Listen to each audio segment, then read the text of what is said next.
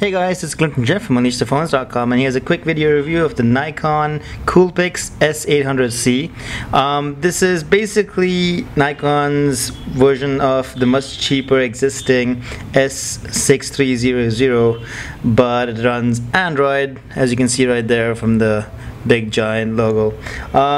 As you can see right there, you have a 16 megapixel camera. It's with a backside illuminated CMOS sensor. You have 10x optical zoom, and you have Wi-Fi right there. And at the back, instead of mechanical controls, you have this large 3.5-inch OLED screen, which is quite huge.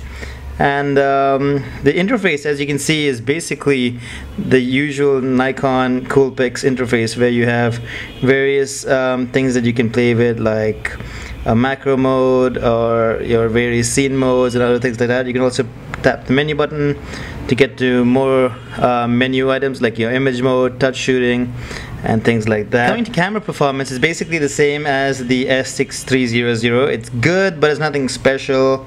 Focusing is fast except in close up images, and as you can see, the viewfinder isn't edge to edge, even though the display is quite large, which might be annoying for some people. It's also really bad at focusing in low light, and some images do turn out to be overexposed. And if you press the menu button right there, you get to Android 2.3 Gingerbread, which is again lacking in comparison to Android 4.1 Jelly Bean, which is out right now.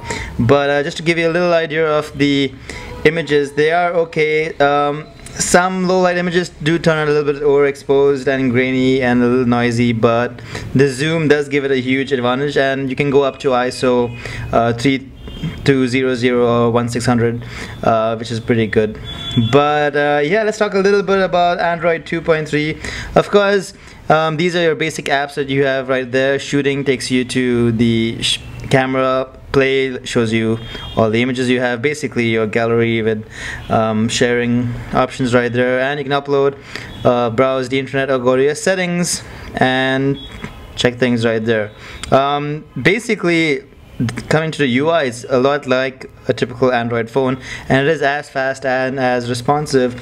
You can install a whole bunch of apps and games like Instagram, for example, or even Skype, or watch videos or movies on it, so that's pretty decent. You also have Wi-Fi, so you can either share it through another phone by sending it to your phone, or you can just upload using Wi-Fi right from here, using YouTube for videos or Flickr for images, or whatever you want. Actually, the only problem with this though is battery life. The battery isn't that great, unfortunately. It struggles to take more than maybe 200 pictures, and that is quite annoying, and that's a lot less battery life than you get on the S6300, for example. And considering the image results are exactly the same as the S6300, it is a little overpriced in my opinion. The only thing you have going for it is Android, which I don't know if it's a huge advantage, to be honest, but you do have some various things like the ability to install Instagram or whatever apps you'd want. All in all, I'd say it's a good attempt by Nikon. I would still say it offers more than any Android phone camera. You do get better image results, and you have a lot more flexibility too.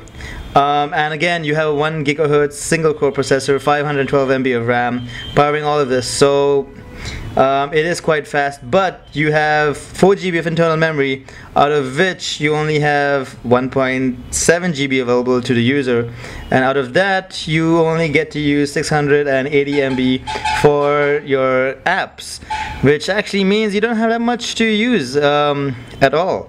But of course, there is a space for a micro SD card slot. And there's a tripod case mount right there, so you can put in a tripod. On this side you have a mini USB port, not a micro USB port, which is worth noting, but you do have an HDMI port right there, a space for lanyard cable, an on and off switch, and zoom controls as well. It should be worth noting that trying to turn the Coolpix on and off is like waking up me from my bed, basically.